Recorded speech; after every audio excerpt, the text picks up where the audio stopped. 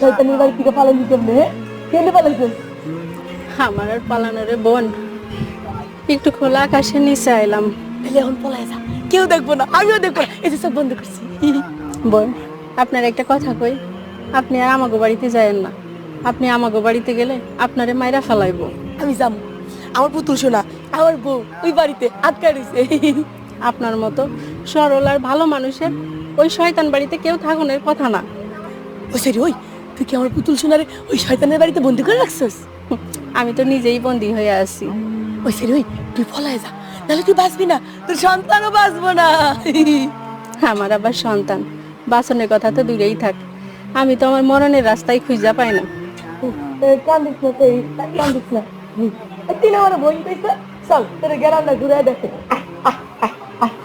তোর মুড়ি খাবো, মুড়ি খাবি? মুড়ি মুড়ি ওই যে একটা নাজুক দোকান আছে, আমার দোকানে অনেক মুড়ি আছে রে, লঙ্কা দিয়া মুড়ি দিয়া খেতে অনেক মজা। খাবি খাবি খাবি?